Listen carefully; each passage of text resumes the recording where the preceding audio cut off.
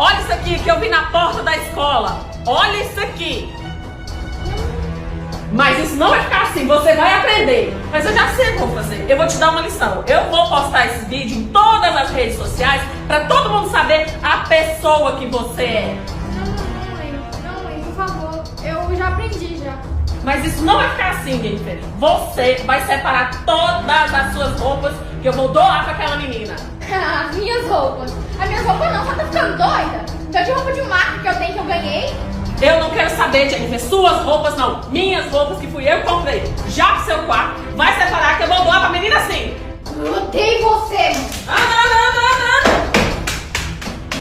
o que eu faço com essa menina, gente? Não sei mais. Aonde foi que eu errei?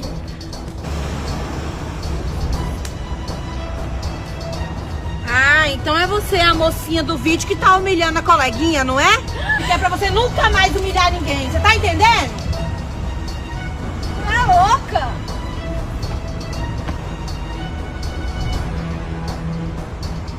Amiga, me ajuda. O que aconteceu com você?